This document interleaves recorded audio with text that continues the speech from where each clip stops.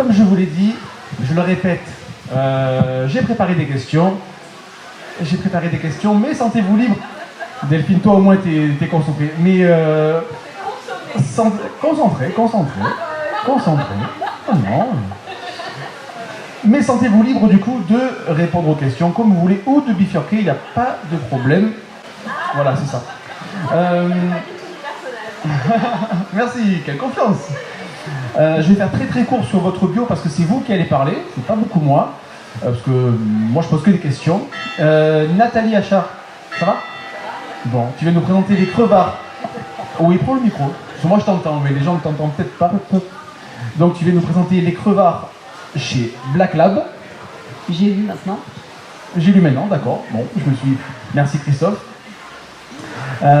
Ophélie, toi tu viens nous présenter entre autres suspicions, avec un S à la fin, entre parenthèses. Delphine, ça va Delphine? Allez, on se détend Delphine, tout va bien se passer. Regarde, on est entre nous, quasiment personne ne nous écoute. Oh. Bonjour. Toi tu viens nous présenter aussi entre autres Encrier. Oui. Oui, super. Et Christophe qui est avec nous aussi, merci, tu viens nous présenter Famille décomposée, entre autres. Oui, il a dit oui. J'ai dit oui, bonjour. Très bien. Mais tiens Delphine, garde le micro. Ah, tu vas être ma vedette de la journée, j'ai l'impression. Très brièvement, comme vous êtes 4 et on a entre guillemets que 45 minutes, est-ce que vous pouvez faire votre présentation et votre parcours un petit peu professionnel, mais aussi des livres que vous avez écrits? Ah ben oui, tu as le micro, tu commences. Bon ben bonjour. Bonjour Delphine.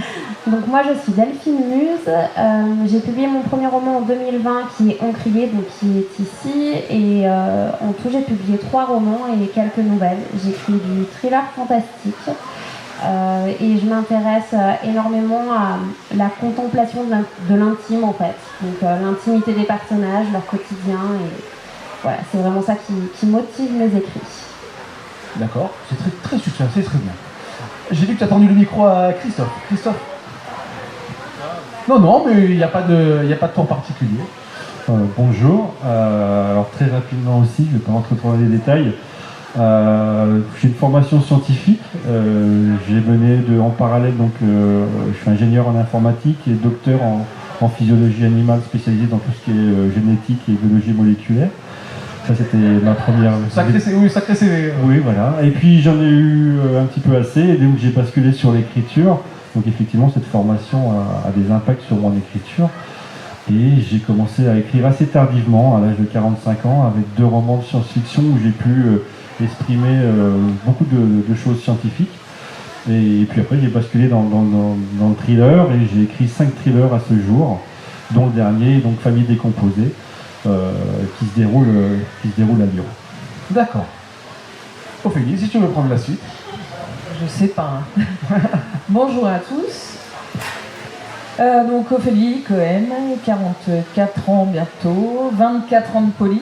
Ah, t'as vu que moi j'ai pas demandé l'âge. Ah, je me dis, j'en ai pas honte. On m'a dit ce matin que je faisais pas mon âge, donc T'en profites, oui, c'est bien. Donc ouais, flic depuis 24 ans, je suis numéro 3 du service local de police judiciaire de Vienne, en Isère, ancienne blogueuse, nouvellement auteure, 2 romans, Héloïse et Suspicion, 2 romans qui tournent autour des enfants parce que j'ai exercé en brigade des mineurs et que j'avais des choses à dire par rapport aux enfants. Très bien, merci. Et Nathalie, donc? Bonjour à toutes et à tous, Nathalie Achard. Moi je suis formatrice en communication non violente et j'écris des thrillers violents. Non. Je travaille sur le terrain, donc auprès des ONG, je travaille dans les prisons, je travaille dans des endroits un peu difficiles et je mets à l'épreuve cette communication dans des essais donc, où je parle de non-violence et dans des romans où je parle de violence, puisque les deux sont indissociables. Et mes thrillers sont des thrillers psychologiques, il n'y a pas d'enquête, il n'y a pas de criminel, c'est les mots et les silences qui font mal et qui tuent. Ok, je vais essayer de rebondir là-dessus, mais tu m'as fixé quand même, alors j'essaie de ne pas laisser de silence, sinon je prends ça directement. Avant de continuer à vous faire parler, à quel moment, alors Christophe tu en as parlé très brièvement, mais à quel moment est-ce qu'on se dit, bah, tiens, allez, j'arrête de lire des romans et j'écris moi aussi? Nathalie, si tu as le micro, vas-y, comme ça on refait dans l'autre sens ensuite. Moi, j'ai commencé par écrire des essais. Donc, et en même temps, j'ai toujours écrit des romans parce que j'avais besoin de fictionnaliser ce que je vivais. Et en fait, il n'y a pas de bascule. C'est quelque chose d'évident depuis toujours. C'est le moment où ça se publie qu'il y a la bascule. Mais c'est une manière aussi pour moi de... C'est ma psy qui me demandait où est-ce que vous mettez toute la violence que vous vivez dans votre quotidien. C'était une bonne question, je ne savais pas. Puis je me suis rendu compte que c'était dans mes romans. Par contre, je rebondis sur quelque chose d'intéressant. Tu as dit c'est au moment où on publie par contre que ça bascule. Pour moi, en tout cas, ça a basculé. Ouais. C'est à partir du moment où c'est lu, parce que moi, de façon tout à fait vulgaire, j'écris pour être lu. D'accord. Non, mais c'est bien, moi ça affirme. Parce qu'il y a un petit côté parfois un peu classiste dans l'écriture qui dit non, moi j'écris pour moi-même. Moi, j'écris pour être lu, pour partager mes histoires, pour avoir aussi le retour des lecteurs et des lectrices, parce que parfois, c'est un auteur qui disait qu'il y avait deux auteurs dans un livre, l'auteur et le lecteur. Et je trouve ça hyper intéressant, parce que parfois on me raconte mon histoire, je ne savais pas que j'avais écrit ça, et ça c'est génial. Le lecteur arrive à interpréter des... Ah oui, il se rapproprie, et puis je ne pensais pas avoir écrit ça, et c'est extraordinaire. D'accord. Ouais. Ophélie, du coup, le moment où tu t'es dit, tiens, je vais être de l'autre côté du livre. Juste avant, pour aller dans le sens de Nathalie, tu ne peux te dire auteur que si tu n'as des lecteurs, je pense. Voilà, ça c'est une réflexion. Ce moment de bascule que j'ai écrit toute ma vie, des lettres d'excuses, des lettres d'amour, des poèmes, et puis des chroniques en tant que blogueuse. Et puis un jour, Alexis Aubin, qui est un ami auteur, m'a dit « Tes chroniques sont géniales, toi tu n'écris rien » et j'avais le début d'Héloïse dans l'ordinateur. Je lui ai envoyé, il m'a dit « Tu t'arrêtes pas ». Il m'a mis des coups de pied au cul, je lui ai envoyé chapitre après chapitre l'évolution d'Héloïse, et Héloïse est née comme ça. Et il m'a aidé à réaliser ce rêve d'enfant qui était d'écrire mon propre livre. Et mon chéri a fait en sorte de l'envoyer pour qu'il soit publié. Donc voilà, c'est pas solitaire pour le coup, c'est vraiment un travail d'équipe que pour moi d'être arrivé en tant qu'auteur aujourd'hui. D'accord, merci. Moi, la bascule, en fait, j'ai toujours écrit de la fiction, depuis très très longtemps, et j'ai arrêté d'écrire de la fiction quand je suis rentrée dans la vie active pour privilégier des formats plus courts, puisque j'avais moins de temps. J'ai tenu des blogs, j'ai écrit des articles pour des journaux, pour des magazines. Et après, du coup, c'est quelque chose que je ne peux pas raconter au micro parce que c'est un peu intime, mais quelque chose qui s'est passé dans ma vie privée qui m'a fait un peu un déclic et qui m'a fait dire non, mais en fait, ce que je veux faire, c'est écrire des romans. Et ça s'est passé ça a commencé en 2016, et où j'ai eu l'idée qui a germé d'Encrier, et je l'ai écrit l'année d'après, et je l'ai laissé de côté, et un jour, je me suis dit et en 2019, j'ai essayé de trouver un éditeur, et voilà comment ça a fonctionné. Voici la bascule. Vous avez en commun d'avoir écrit des blogs, d'avoir été blogueuse. Mais du coup, est-ce que quand on a son roman, est-ce que quand on commence à le soumettre aux éditeurs, c'est là où on commence à avoir un petit peu de stress sur l'accueil? Alors ça n'a rien à voir, écrire un article de blog, c'est pas du tout les mêmes enjeux, parce même si l'article de blog est éventuellement intime, on peut les passer d'un clic, ça n'a pas pris tant de temps que ça à écrire. Et puis il y a un peu ce plaisir immédiat de dire j'écris très vite cet article, je publie très vite et j'ai très vite un retour dessus. Du coup, j'ai perdu la question de départ, mais... De soumettre son manuscrit à un éditeur, c'est ce que c'est là où aussi on lâche un peu le bébé, on le laisse un peu partir? Oui, mais de toute façon, moi, c'est mon point de vue, je sais que tous les auteurs ne sont pas tout à fait d'accord avec ça, mais moi, à partir du moment où je mets le point final à mon roman, je pars du principe qu'il ne m'appartient plus vraiment et que l'interprétation de l'autre est aussi valable que ce que j'imaginais transmettre. Et pour rebondir sur ce que disait Nathalie, effectivement, je suis aussi des fois très surprise de ce que les gens voient dans mes romans, ou parfois même, pire, de ce qu'ils voient de moi que je ne m'étais pas rendu compte que j'avais transmis dans un roman. Ça va loin. Tu veux ajouter quelque chose sur les blogs? En fait, moi personnellement, j'attendais rien de spécial. En fait, c'était un rêve qui s'est réalisé. Il prendra fin quand il prendra fin. Mon métier, c'est policier, ma passion, c'est écrire. Donc, je me mets pas de pression, en fait. Donc, et puis, quand tu as su dire aux autres que tu n'avais pas aimé leur roman et pourquoi, tu dois accepter qu'on te dise les mêmes choses. Il faut accepter la critique. Christophe, donc du coup, toi, à quel moment est-ce que tu t'es dit, tiens, j'ai envie j'ai envie d'écrire tout simplement et de publier aussi. En fait, moi, contrairement aux autres, j'ai jamais écrit une seule ligne avant 45 ans. Et par contre, j'ai bouloté des centaines et des centaines de livres dans tous les thèmes et tous les genres différents. Et au bout d'un moment, j'ai eu envie d'écrire mes propres histoires. Et c'est venu assez naturellement. Et par contre, je ne pensais pas du tout que ça allait déclencher vraiment cette passion. Au départ, c'était purement pour laisser une trace pour que mon fils ait un livre de moi sur son étagère. Un livre qu'il n'a toujours pas lu, il n'a toujours pas lu une seule ligne de mes autres. Pourtant, j'avais fait fort, de la science-fiction avec des animaux transgéniques, une nouvelle planète, avec des ados. Ah oui, là, on peut pas trop reprocher. Voilà, donc finalement, il y a énormément de monde à qui ça a plu, mais mon fils, non. Mais en tout cas, il a mon livre dans sa bibliothèque.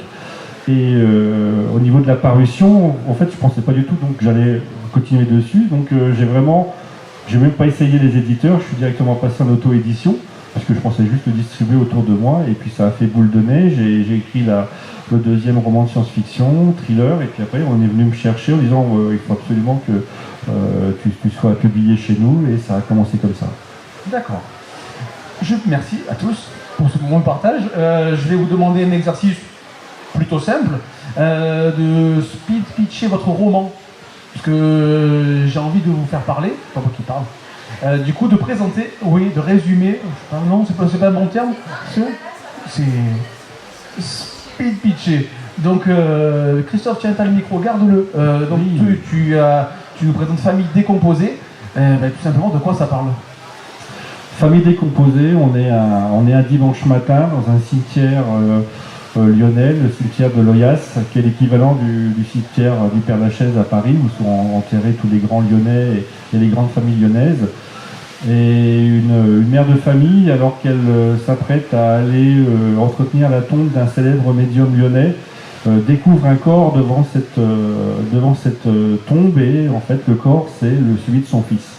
Et il va commencer en fait tout un ensemble d'événements assez dramatiques sur une famille lyonnaise, des aventures.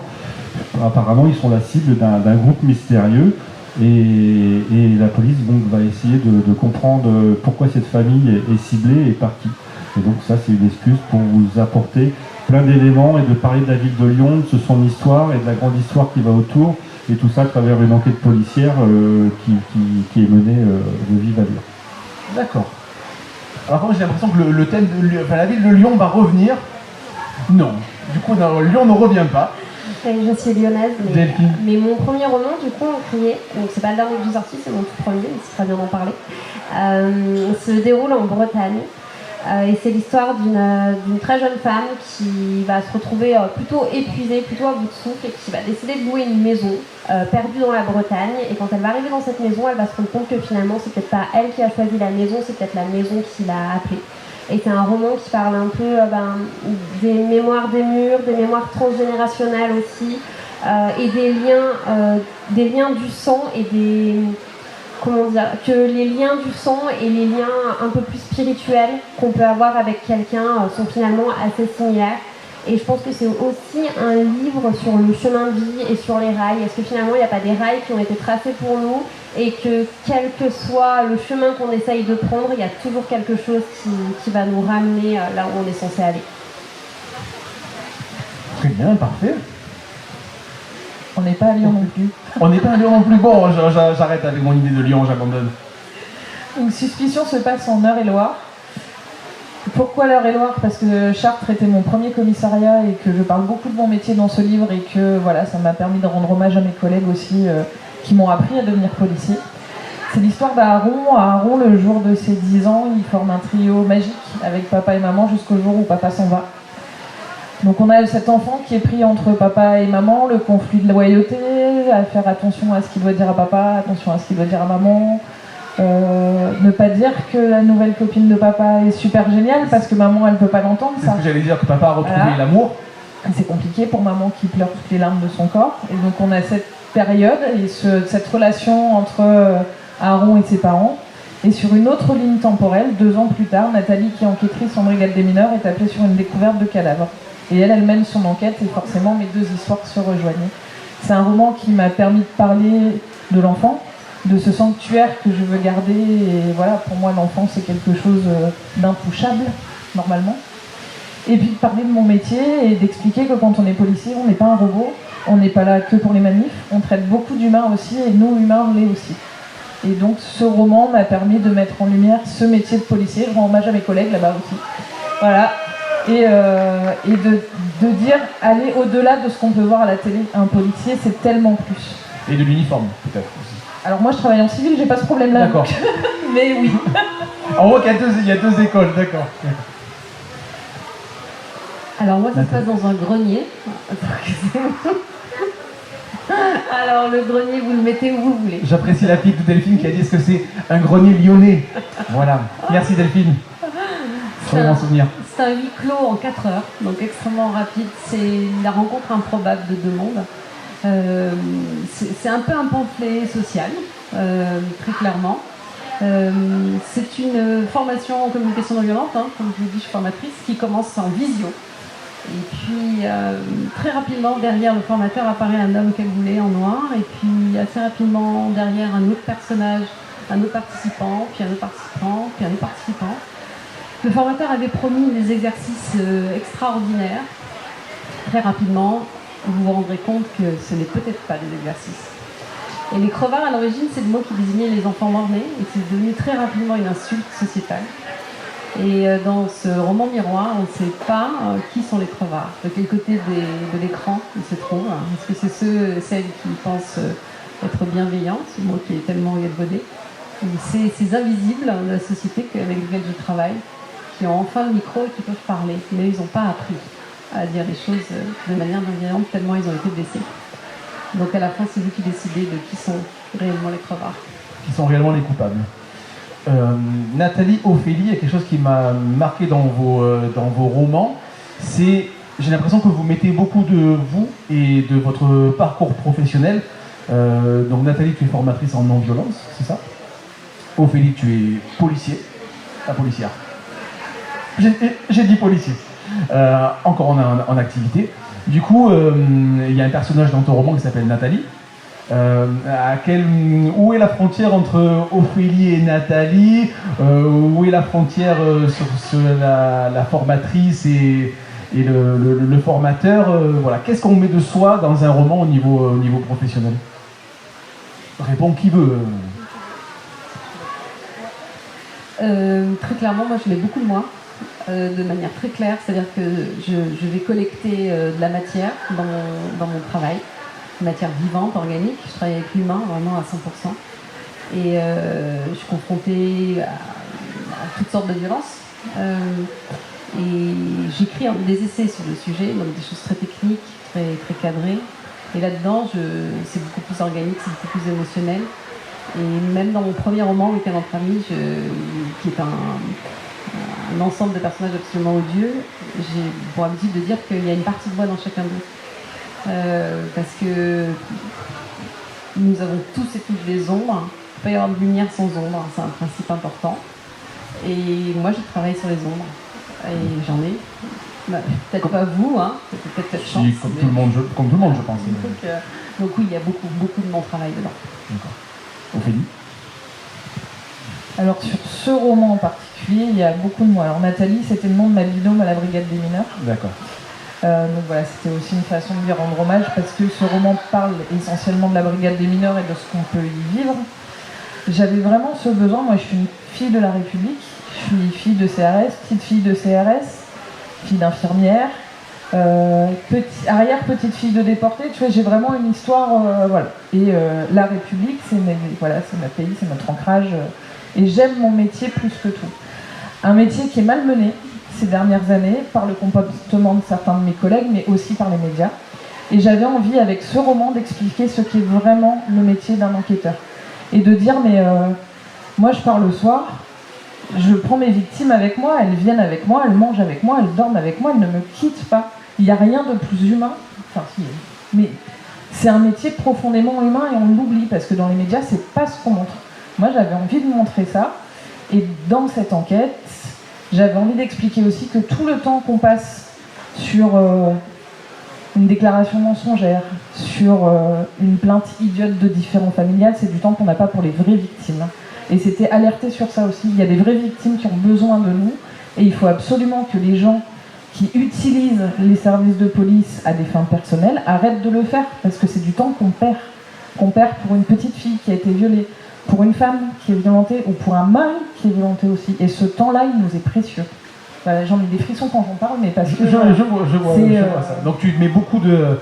Dans celui-ci, il y a énormément de moi. Toi.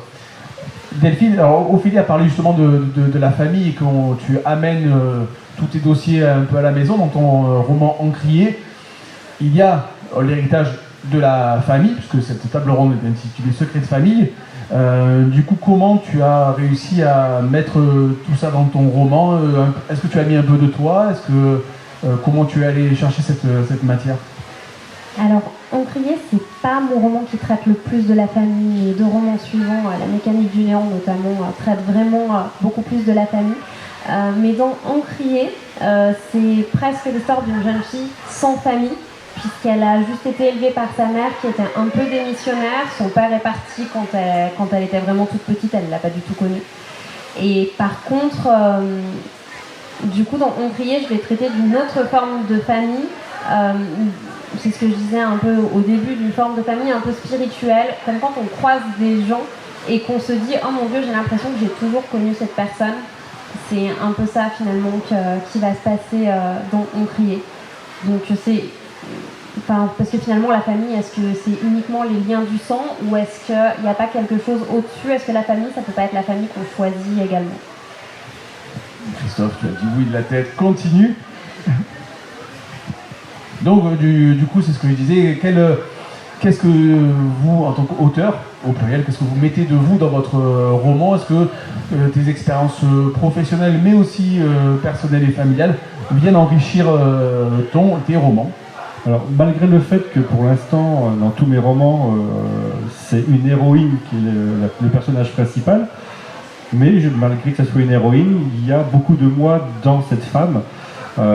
D'ailleurs, cette héroïne est composée de moi, de ma femme et d'une troisième personne qui a permis de construire cette Nathalie. Donc on en revient vraiment, je ne sais pas s'il y a une symbolique autour de Nathalie Le Sage dans 4 de mes 5 thrillers. Il y a quelque chose avec Nathalie là. Ouais, et donc forcément il y a de nous. Et c'est vrai que le dernier, c'est dans celui-ci où je parle le plus de famille. On est vraiment dans le thème de secret de famille à différents niveaux. C'est un peu comme un oignon, c'est-à-dire que on a un premier secret qui cache un qui est derrière, et puis qu'au final, on va... en fait, il y en a un originel qui en fait, va en créer plein d'autres, et au fil des générations, ça va prendre de l'ampleur et ça va faire aussi beaucoup de mal. Donc j'avais envie, dans ce famille décomposé, c'est un peu vraiment la trame de fond de ce livre, au niveau des secrets de famille. D'accord. Puisqu'on parle de secrets de famille, à quel... Oh, Nathalie m'a lancé encore un regard. Deuxième regard. Du coup, la famille... Non, je vais pas obligé qu'on se regarde. Est-ce que la famille n'est-elle pas un théâtre? J'ai envie de dire... Après, j'ai une citation à la fin qui envoie, mais du coup, est-ce que dans la famille, on n'a pas une façade qu'on montre et un petit jardin secret qui est peut-être un peu moins... joli, tout simplement. Qui veut répondre? C'est hyper personnel comme question, parce que dans une famille, rien ne se passe dans la tienne comme dans celle d'à côté, ou celle encore à côté. J'ai pas de réponse à ta question. Enfin, si tu la vois, question, la famille, on passe. Ça dépend de ce que tu vis dans ta famille. Moi, ma famille, c'est mon pilier, et je pense que c'est pour ça que j'écris sur la famille. Parce que pour moi, c'est le premier rempart contre les maux de la société. Quand tu es bien ancré, et que tu es un arbre qui pousse correctement. Quand tu as des racines de travers, c'est compliqué. Il te faut un tuteur, il faut, tu vois. Donc, oui, je trouve ça hyper personnel comme question. D'accord. Alors, moi, je pense que la famille, c'est un récit. C'est-à-dire que c'est une histoire qu'on se raconte. Parce que tu le dis toi-même, les familles sont toutes différentes. Et en même temps, il y a un récit. C'est-à-dire qu'il y a des espèces d'obligations. On doit aimer telle personne, on doit se comporter comme ça avec telle personne. Et quand justement les familles sont dysfonctionnelles, ça fait des obligations de comportement qui sont extrêmement souffrants et extrêmement douloureuses. Pouvoir être en rupture, avec ses propres parents quand ils sont dysfonctionnels, c'est hyper important. Et tout le récit, c'est de dire, bah non, il ne faut pas, ça n'est pas possible. La famille, le couple, nous sommes des êtres de récit, on s'articule autour de récits avec des il faut, on doit. Bien sûr, ça permet de structurer et ça crée des souffrances quand il n'y a pas les conditions qui sont regroupées pour que ce il faut et on doit soit respectueux de ses propres limites. Donc la famille, pour moi, est un endroit que j'aime bien observer, que je trouve, de mon expérience, en observant aussi là où je travaille, dangereux, potentiellement très très dangereux, parce les portes de la maison se ferment sur la famille et on n'a pas le droit de regarder ce qui s'y passe, très peu en tout cas. Ouais, voilà. Christophe, si vous avez le fil, si vous voulez rebondir ou non.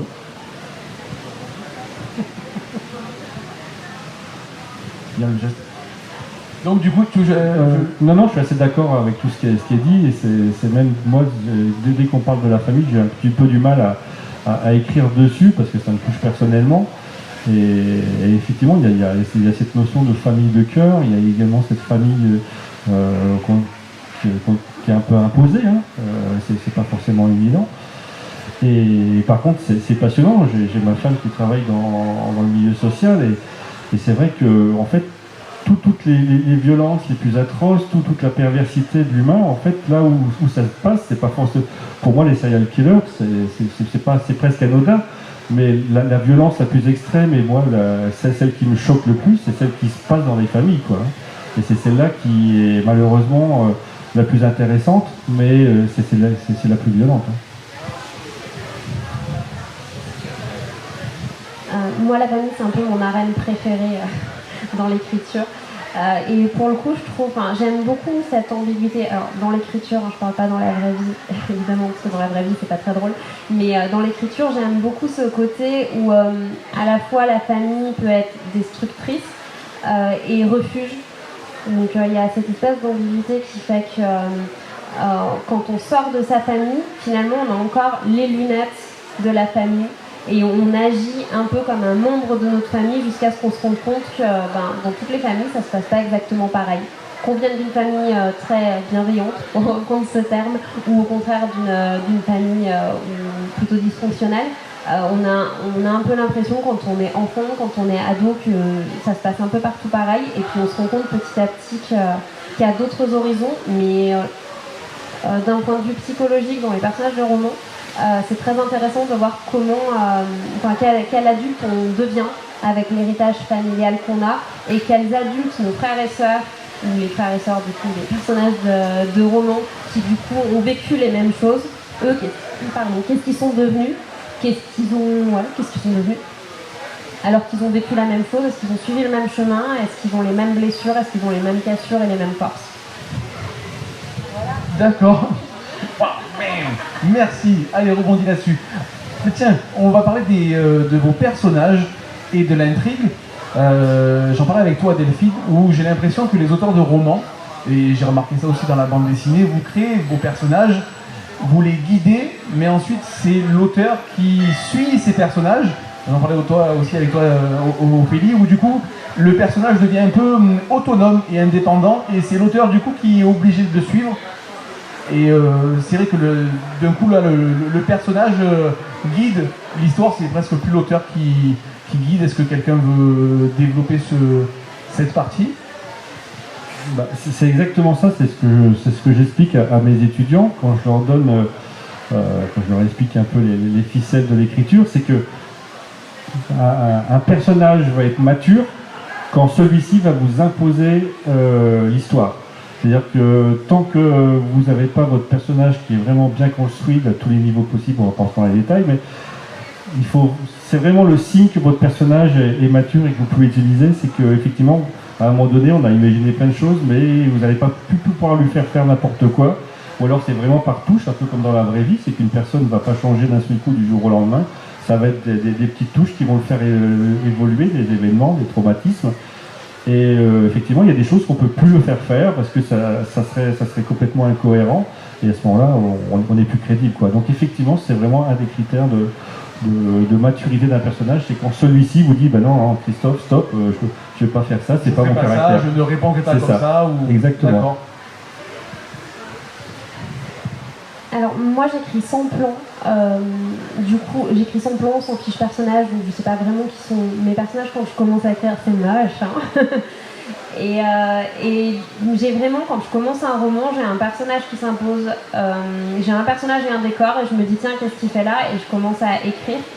Et petit à petit j'ai les éléments, donc clairement moi c'est le personnage qui est arrivé, je sais pas, je vais me dire par exemple pour la mécanique du néon, je me dis j'ai envie de parler de secrets de famille et de maison hantée. Donc je suis partie là-dessus avec ce personnage et je me suis dit j'espère qu'il va me mener vers ça, c'est ce qu'il a fait d'ailleurs.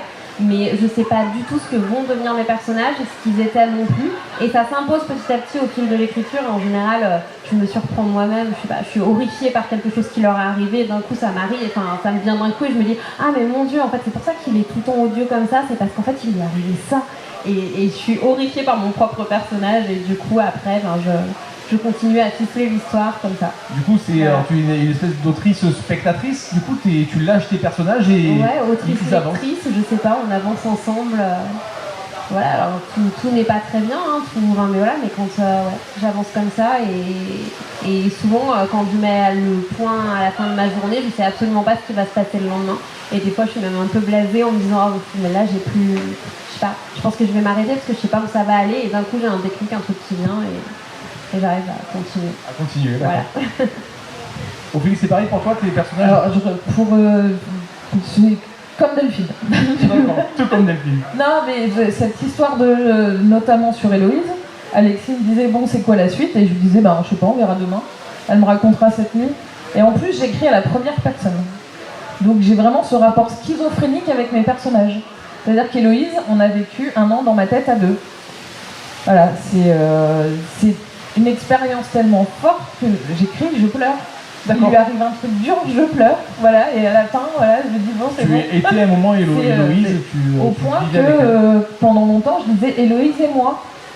Comme si elle était vivante avec moi. C'est vraiment un rapport particulier. Ah ouais, complètement. Et sur Suspicion, c'est pareil. J'écris 4 fois à la première personne. Donc là, on était 5 dans ma tête. C'est vraiment... Ah oui. Et quand j'écrivais, j'entendais leurs voix différentes dans ma tête. Et Aaron, il parle comme un petit garçon de 10 ans. Rachel, elle a son phrasé. Je voulais que quand on cache les noms en début de chapitre, on puisse dire « Ah bah ça c'est Hugo, ça c'est Nathalie, ça c'est Aaron ». Qu'ils aient vraiment leur voix. Et je me retrouve à être un vaisseau pour faire passer les messages de mes personnages. Parce que dans ton roman, juste pour le préciser, pour ceux qui ne connaissent pas le roman, à chaque fois, chaque chapitre passe d'un personnage à l'autre, de Rachel la mère, Aaron le petit garçon, Hugo le père et Nathalie. Ouais. Il y a une subtilité sur Nathalie, du coup, on en a parlé l'autre fois, je me suis fait cueillir. Mais donc à chaque fois ça passe de l'un à l'autre avec le niveau de langage aussi. C'est ça. Plus ou moins fleuri. Oui, en fonction de la personnalité que j'ai voulu donner. C'est vrai que Hugo, au départ, le papa, il a vraiment des traits poussés. Je voulais le rendre détestable. Donc j'ai clairement insisté sur le côté, je parle de manière vulgaire, je suis crue, voilà, je me casse de chez moi pour ma secrétaire, le truc cliché, bateau, mais c'était voulu ça au départ. Et après, voilà, lui, il m'a susurré son histoire différemment. Mais comme Delphine, pour ces deux-là en tout cas, c'est parce que c'est pas vrai sur le troisième, j'ai pas de plan et c'est eux qui ont choisi leur histoire. Sur le troisième, celui qui paraîtra en octobre, c'est différent, c'est un narrateur omniscient. Du coup, mes personnages n'ont pas choisi leur vie de la même façon. Là, c'est moi qui... Eux, je les ai perdus. Enfin, je les ai perdus. Ils m'ont perdu, ils m'ont lâché la main. Et en fait, ils t'ont emmené... complètement, ils m'ont emmené où ils voulaient m'emmener. Nathalie, est-ce que c'est pareil pour toi? Du coup, est-ce que tes personnages, une fois que tu les as décrits, tu les lâches et c'est toi après qui es obligé de les suivre? Moi, le personnage, c'est vraiment central, parce que c'est des thrillers psychologiques. Pour le week-end entre amis qui n'est pas là, il y a une nouvelle pour chacun d'une 20aine de pages que je n'ai jamais publiées. Donc vraiment pour pouvoir complètement en faire des personnages concrets. Plus concrets, oui. Beaucoup plus concrets, oui. Là, dans celui-là, il y a des nouvelles aussi, parce que c'est vraiment important pour moi que... Mais il n'y a pas de description physique, je suis uniquement dans le psychologique. Et dans celui-là en particulier, comme d'habitude, j'étais partie sans la fin. de cette histoire. Et vraiment, il y a un matin où je me mets au travail et j'ai vraiment eu la sensation complètement schizophrénique d'entendre un de mes personnages me murmurer à l'oreille, c'est moi qui finis le roman. Ah, toi aussi comme... Et là, je me suis dit, bien sûr, c'est forcément lui qui doit finir le roman. Et honnêtement, il n'était pas du tout présent en plus dans mon écriture depuis le début. Enfin, il est là depuis le début, mais j'avais pas... Il rôdait, et ça a été complètement évident. Ouais, en fait, du coup, ça s'est imposé à toi. Ah oui, c'était vraiment... Je l'ai entendu. C'est moi qui vais le finir. Comme ce que disaient Ophélie et Delphine, vraiment, le personnage, il vit avec toi. Il vit avec moi. Et pourtant, ils sont en amont. Moi, j'y travaille beaucoup. Donc, ils sont très... Je fais des fiches. Enfin, vraiment, ils ont des caractéristiques qui sont... Ça, c'est important. Ce que tu dis, c'est très intéressant. Pour nous, lecteurs, des fois, on n'imagine pas la masse de travail qu'il y a derrière. On se dit, tiens, il y a un livre qui est écrit, ça prend 6 mois, ça prend 1 an. Naïf, Christophe, je vois. Mais du coup, quelle masse de travail on effectue pour écrire un roman, que ce soit des fois de la documentation, des faits ou un jargon spécial, que ce soit au niveau du domaine policier, ces personnages, comment est-ce qu'on les travaille, est-ce que tu as des fiches? Est-ce que vous avez toute cette documentation, comment vous la traitez et comment vous l'organisez? Moi, j'ai commencé plutôt en jardinier, un peu comme Delphine, c'est-à-dire sans plan, sans ça. Et puis j'ai vu les difficultés que ça pouvait représenter, parce que j'ai un peu tendance à réfléchir en arborescence, donc ça part dans tous les sens, c'est clair. Donc mon éditrice me disait, bon, on va essayer quand même un peu de structurer tout ça, parce que voilà. Ça part dans tous les sens. Ça part dans tous les sens. J'ai tendance à faire un premier jet un peu explosif. Alors maintenant, je me recadre moi-même un peu quand même. Mais oui, il y a du travail préparatoire sur les endroits où ça va avoir lieu, sur les personnages, sur leur interaction. Dans celui-là, il y a des aspects historiques, des personnages qui sont en lien avec des aspects de l'histoire française. Et l'Algérie aussi, donc il y a du travail préparatoire pour que ce soit crédible, que ça puisse vraiment résonner juste, pour le vocabulaire aussi, pour que... moi j'ai toujours peur que ce soit plaqué, qu'on ait vraiment l'impression que ce ne soit pas incarné, donc il y a tout un travail d'incarnation à faire. Pour le moment, je n'ai pas travaillé sur des sujets très techniques, mais si un jour je devais travailler sur un sujet technique, je me connais, je prendrais des heures et des heures à accumuler la documentation que j'utiliserais peut-être même pas. Mais qui forcément enrichit un peu le roman, ça se ressent. Ça se ressent et puis ça traverse, quoi. Donc pour moi, le travail d'écriture, c'est un travail médiumnique, c'est une espèce de passage comme ça. Il y a quelque chose, il y a une matière qui traverse et puis je la restitue. Voilà. On fait du coup ce travail de documentation, est-ce que tu le fais, comment est-ce que tu l'organises? Sur les 2 premiers, il n'y en a pas eu, c'est mon expérience, donc j'ai pas besoin de chercher, j'ai la matière juste là. Le 3e, j'ai plus de 3 mois de recherche. Ça se passe au Pays Basque, parce que c'est la chasse aux sorcières de 1609, donc il y a des recherches historiques, il y a des recherches culturelles. Là, j'ai accumulé une matière et je suis même frustrée de ne pas pouvoir tout utiliser. Par contre, ça m'a enrichi aussi personnellement. Mais là, pour le coup, ça a été 3 mois de recherche. Je pense que ça dépend de ce que tu veux écrire. Quand tu maîtrises ton sujet, tu as moins besoin. Quand tu pars dans quelque chose de tout nouveau, si tu veux être juste, tu ne peux pas te passer de ce travail de recherche. Tu peux pas y aller un peu en détente, non, tu peux pas. Ça passe. Ça finit par se voir. Quand tu fais l'acteur, ça finit par se voir. C'est la même chose quand tu écris. Si tu fais genre, moi je sais tout, on voit que tu vas pas en profondeur, on reste sur la surface. D'accord, merci. Alors moi pour le coup, comme j'écris un peu au fil de la plume comme ça, que c'est des histoires qui me sont un peu imposées et que je parle aussi, que j'enrichis en fait au fur et à mesure de ce que j'apprends. Je fais pas de recherche au préalable. Par contre, comme j'ai pas de fiche personnage, j'écris vite. Enfin, j'ai juste un carnet sur lequel je note au fur et à mesure que j'écris. Ah bah tiens, son père s'appelle comme ça, il y a une date qui pop, hop, je la note pour que ce soit cohérent quand j'en aurai besoin un peu plus loin dans le roman.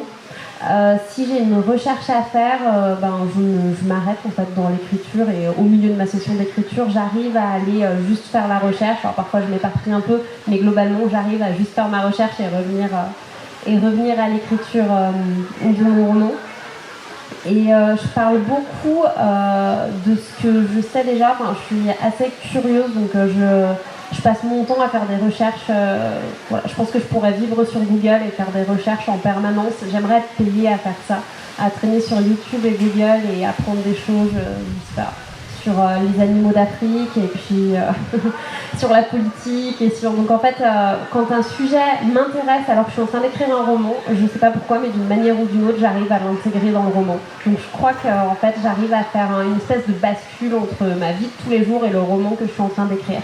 Mais comme Ophélie, si je devais un jour traiter d'un sujet pointu que je ne maîtrise pas du tout, je ferai des recherches avec. Mais c'est ce que disait Ophélie aussi, c'est-à-dire que des fois, selon le roman que vous écrivez, vous vous enrichissez aussi de ce que vous apprenez, des fois d'avoir une idée de récit, en creusant, vous apprenez des choses qui transpirent aussi dans votre roman. Oui, c'est ça. Et puis, encore une fois, quand on n'a pas de plan, tout est tellement ouvert. Alors, il y a beaucoup d'auteurs qui disent moi, je fais un plan, mais j'arrive à en dévier.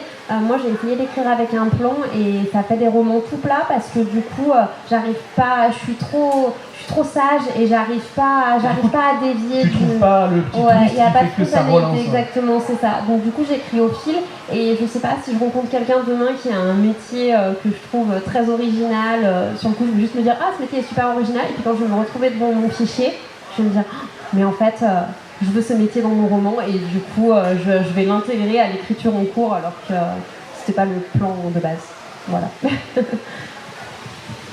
Alors moi c'est complètement différent, c'est que je vais passer des mois et des mois et des mois à faire mes recherches. Effectivement Internet aide beaucoup, mais moi je privilégie énormément la rencontre humaine. Chaque lieu, je me déplace sur place, je fais des reportages. Pour chaque thème, chaque sujet, je contacte les spécialistes du sujet que j'essaie de rencontrer, que ce soit des journalistes, que ce soit des médecins, des juristes, des policiers. Et puis des gens beaucoup plus originaux, comme des sorcières, qui se déclarent vraiment comme étant sorcières. Ça peut être des francs-maçons, ça peut être des guides touristiques. Et c'est ça en fait qui me permet déjà d'apprendre un maximum de choses sur ce sujet, parce que en général ces personnes-là, quand on va vers eux, on leur dit je m'intéresse à ce que vous faites, ça y est, vous pouvez vous asseoir à une table et on passe la soirée et on a des notes pour son livre et puis pour les suivants. Et c'est assez incroyable ces rencontres.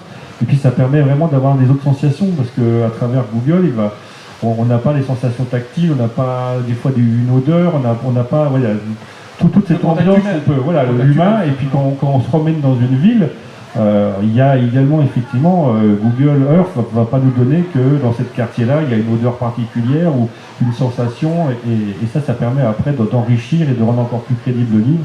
Donc effectivement, je passe plus de temps à faire des recherches que d'écrire. On arrive déjà malheureusement bientôt à la fin de notre table ronde. J'aimerais vous poser une question au niveau des marqueurs temporels.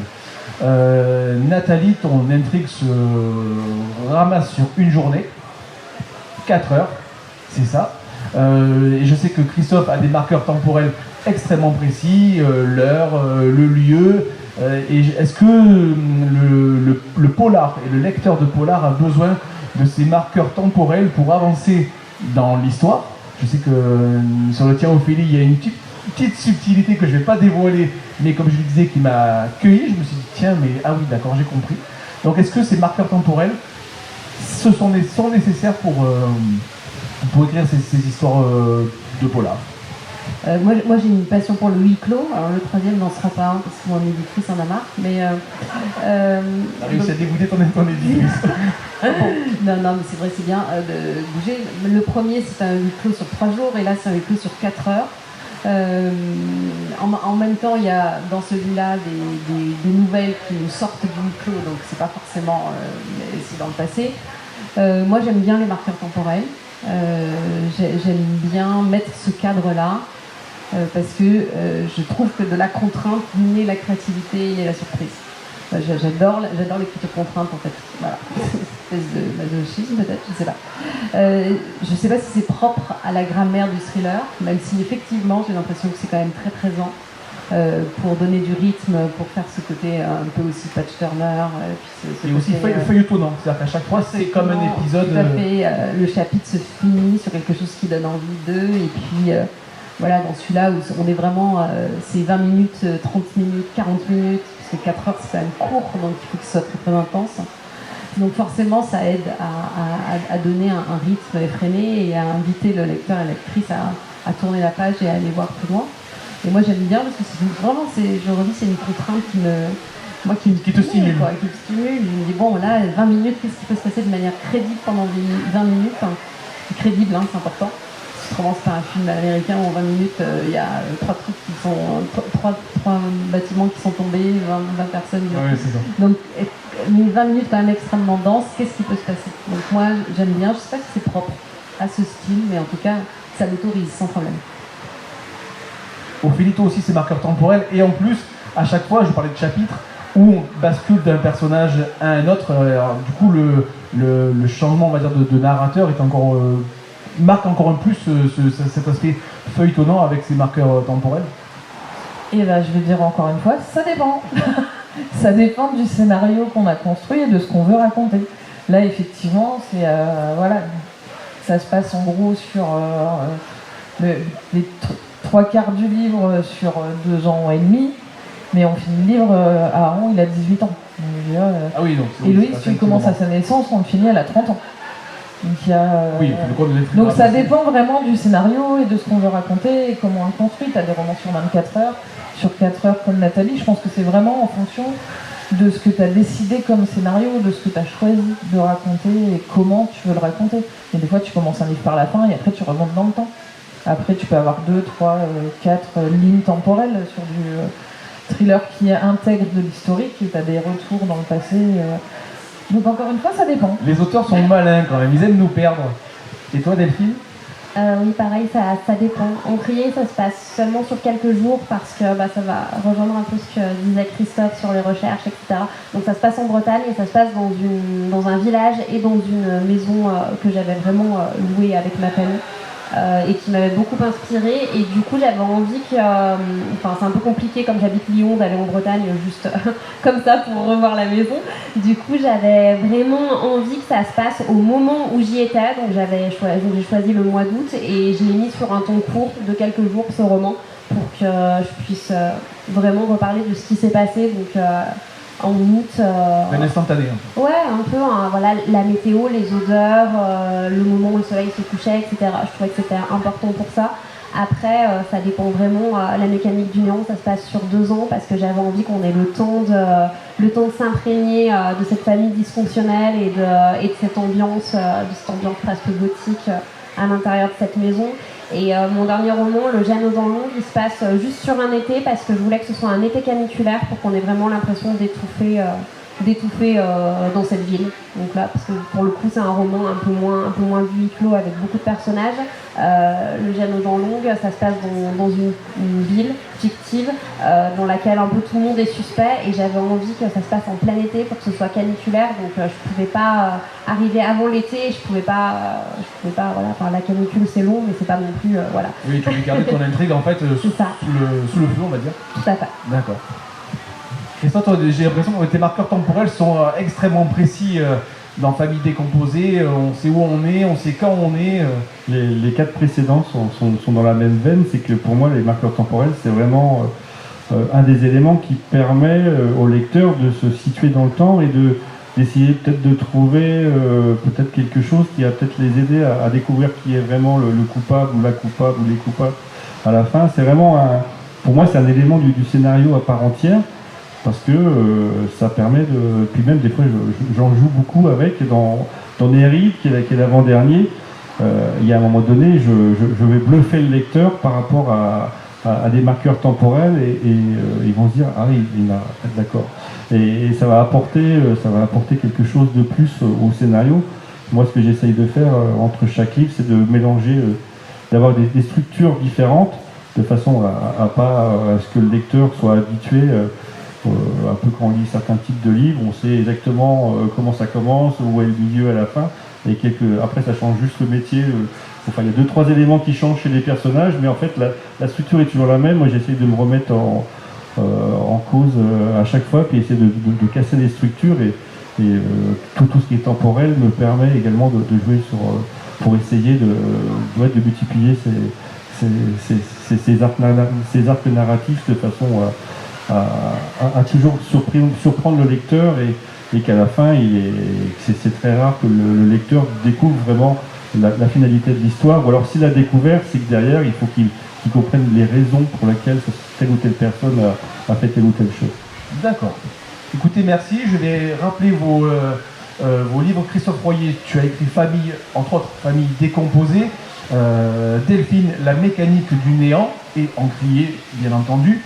Ophélie, Héloïse, et il m'aurait pris un troisième bras, Suspicion, et Nathalie, Les Crevards. Dernière question, avant de vous laisser retourner à vos tables pour les dédicaces. Sur quoi est-ce que vous travaillez? Quelle est votre prochaine sortie? Je travaille sur mon 6e thriller. J'abandonne pour l'instant Nathalie Le Sage et je pars sur une double histoire qui se déroule assez loin d'ici, à Aix-en-Provence. Voilà, donc ça sera pour l'année prochaine. D'accord. Moi, je travaille sur un roman qui commence dans une station-service santé. Voilà. Ok. Pour ma part, c'est une sortie à l'automne. Un roman qui se passe aux Pays-Bas, mais qu'à l'époque moderne, avec des retours sur la chasse aux sorcières de 1609, le matriarcat basque, la famille encore, voilà.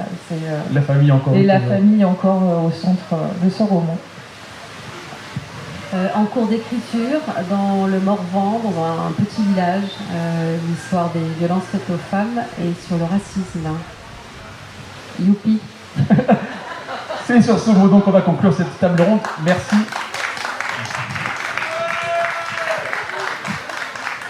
Merci à vous de l'avoir suivi, merci aux auteurs d'avoir participé.